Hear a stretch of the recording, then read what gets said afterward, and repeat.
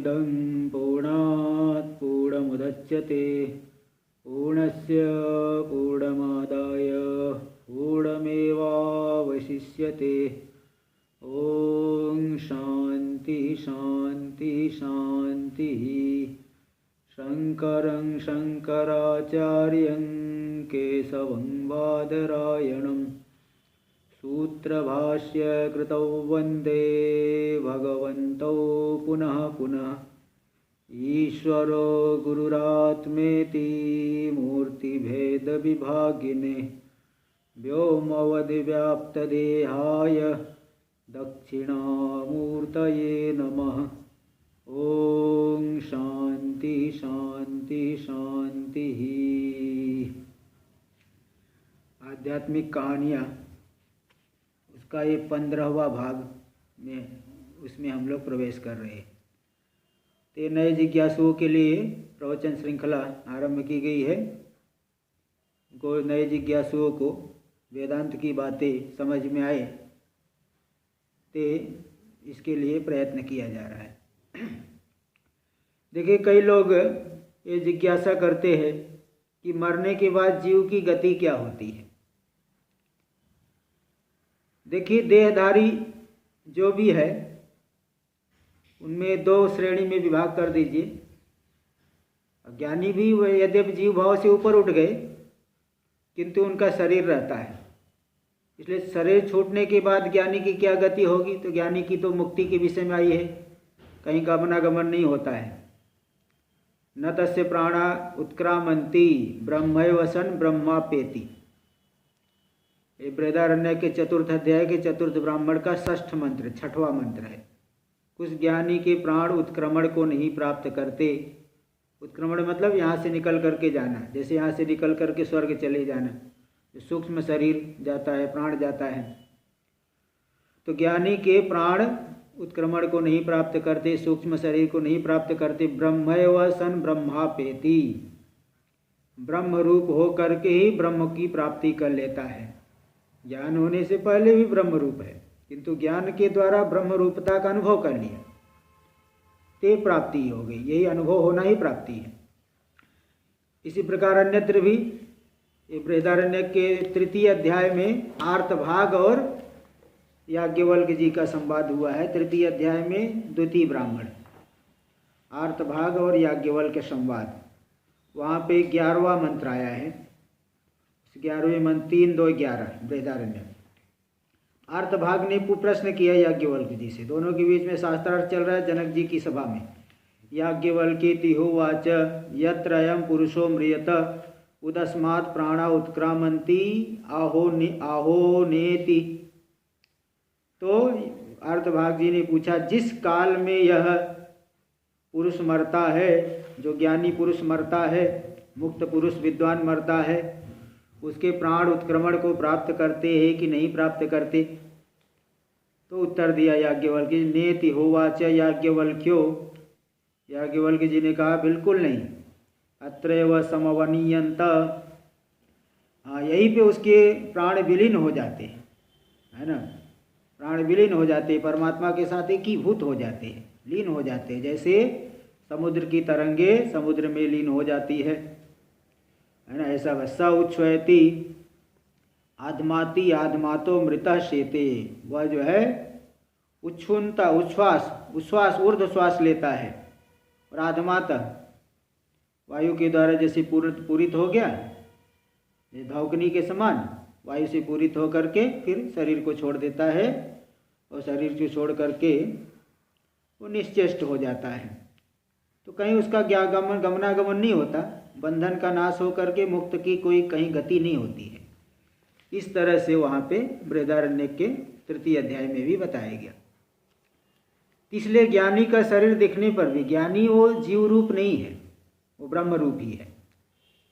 ज्ञानी भी ब्रह्म रूप है, लेकिन ब्रह्म रूपता का अनुभव नहीं होने की वजह से नाना प्रकार के संसरण का अनुभव कर रहा है। तो अज्ञानी की क्या क्या गति होती है। अज्ञानी की 3 गतियाँ हैं। एक तो है उत्तरायण गति, जो बहुत अच्छी उपासना करता है, अंग्रोपासना। उपासना भी कई प्रकार की, जैसे प्रतीकोपासना करते हैं, विष्णु भगवान की उपासना करते शालिग्राम में, नर्मदेश्वर में शिव जी की उपासना करते हैं, ये प्रतीकोपासना है। तो इसके माध्यम से इष्ट के लोक की प्राप्ति होगी, मुक्ति नहीं होगी। एकाग्रोपासना होती है, यानी उस उपास्य को अहम रूप से चिंतन करना, मैं वही हूँ। इस तरह से उपास्य के गुणों को जो है मैं उपास्य को मैं रूप से चिंतन करना। तो सांग्रोपासना के द्वारा मरने के अनंतर वह ब्रह्मलोक जाएगा और वहाँ से फिर क्रम से मुक्त हो जाएगा, क्योंकि एक शास्त्र वाक्य आया है कूर्म पुराण में, कूर्म पुराण का द्वितीय 12वें अध्याय का 269 नंबर का श्लोक है कि ब्रह्मणा सह ते सर्वे संप्राप्ते प्रतिसंचरे परस्यांते कृतात्मान प्रविशन्ति परम पदम। वे जितने भी आंग्रोपासक है वहाँ ब्रह्मलोक में जाकर के ब्रह्मा जी से उपदेश प्राप्त करके आत्मा का अनुभव कर लिए, तो ब्रह्मणा स ते सर्वे संप्राप्ते प्रतिसंचरे, प्रतिसंचरे नहीं प्रलय की प्राप्ति होने, ब्रह्मा जी की जब 100 साल की आयु पूरी हो जाती है तब वो ब्रह्मा जी के साथ में ही वो मुक्त हो जाते हैं। परस्यांते कृतात्मान, जो कृतात्मा लोग हैं जिन्हें आत्मा का साक्षात्कार कर लिया वे लोग मुक्त हो जाते हैं। तो मतलब जो कर्मी लोग भी ब्रह्मलोक जाते हैं, जैसे अश्वमेध जी है वो ब्रह्मलोक जाता है, और जो पंचाग्नि उपासना करने वाला, पंचाग्नि उपासना प्रतीकोपासना है, वो भी ब्रह्मलोक जाता है, लेकिन वो लोग वापस आएंगे। और जो अंग्रोपासना किया है वह क्रम से मुक्त हो जाता है। एक अज्ञानी की एक गति हुई, दूसरी गति है दक्षिणायन गति, मतलब वो अज्ञानी एक गति उत्तरायण गति में तो क्रम से मुक्त हुआ। और दक्षिणायन गति जो शास्त्रीय कर्मों, इष्ट पूर्त आदि कर्मों को करता है, शास्त्रीय कर्म जो अग्निहोत्र आदि करता है और जो भी नित्य नैमित्तिक कर्म इन सबको करता है, जीवन यापन शास्त्रीय रीति से करता है, तो ऐसा जो कर्मी पुरुष है उसको दक्षिणायन गति की प्राप्ति होती है। और आप लोग गीता में भी देखे हैं, तेतं भुक्त्वा स्वर्गलोकं विशालं क्षीणे पुण्ये मर्त्य लोकं विशन्ति एवं त्रयी धर्म मनुप्रपन्ना गतागतं काम कामा लभन्ते ते तं भुक्त्वा स्वर्गलोकं विशालम। वे कर्मी लोग कर्म करके स्वर्गलोक जा करके, जो भी वो स्वर्गलोक गए हैं, कर्मी गए हैं अथवा अन्य कुछ उपासना करने वाला, जो अभ्युदय फलक उपासनाएं है,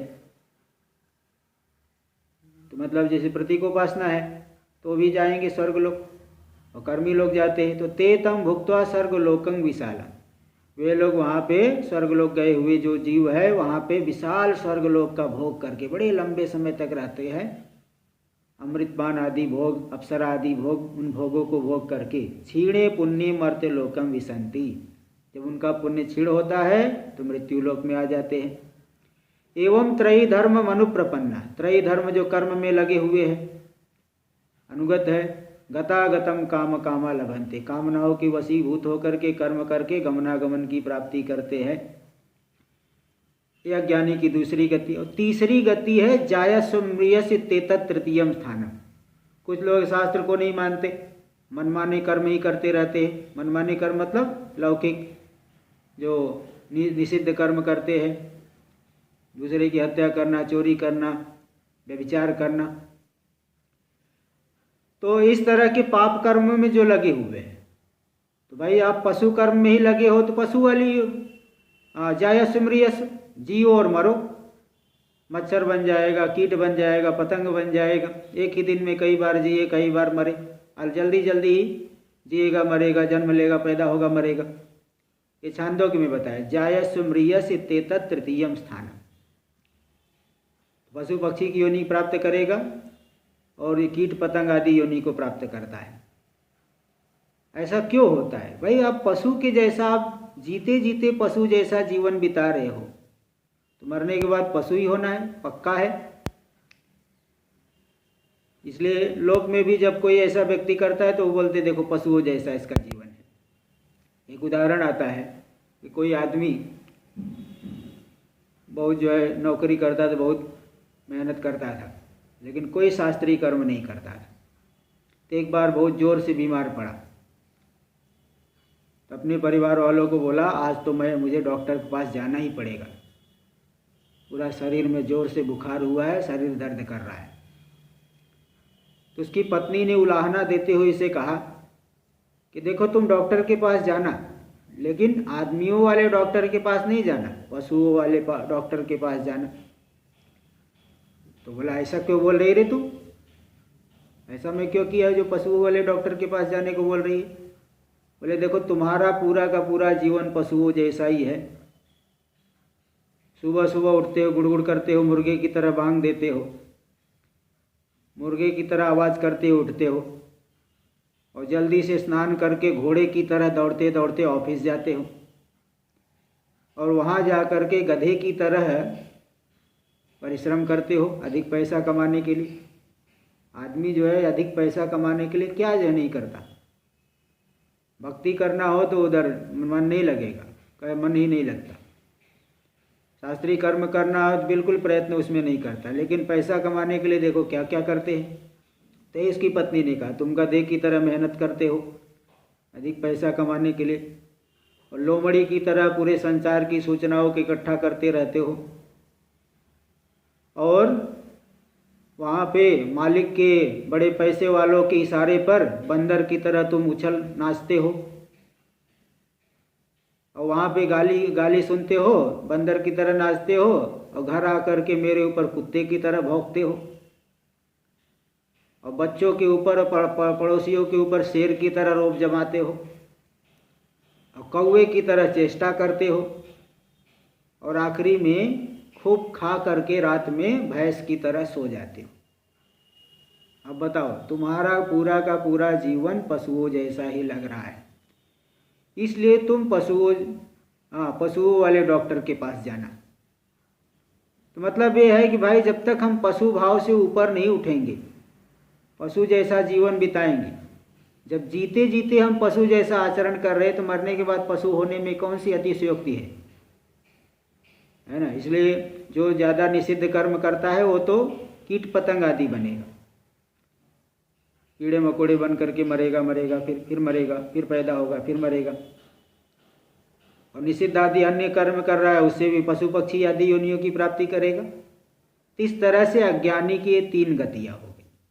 एक तो उत्तरायण गति अंग्रोपासक की, कर्मी की और प्रतीकोपासक आदि है।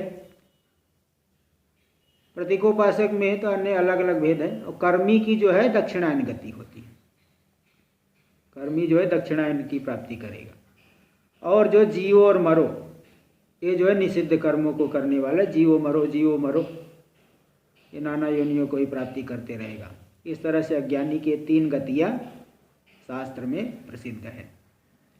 ये सामान्य रूप से नए जिज्ञासुओं को ज्ञान हो इसके लिए बात बताई गई। आगे हम लोग फिर अगले भाग में चर्चा करेंगे।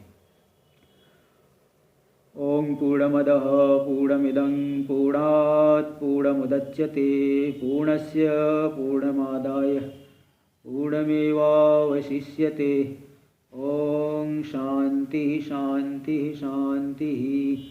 शंकरं शंकराचार्यं केशवं बादरायणं सूत्रभाष्यकृतौ वन्दे भगवन्तौ पुनः पुनः। ईश्वरो गुरुरात्मेति मूर्तिभेदविभागिने व्योमवद्व्याप्तदेहाय दक्षिणामूर्तये नमः। ओम शांति शांति शांति।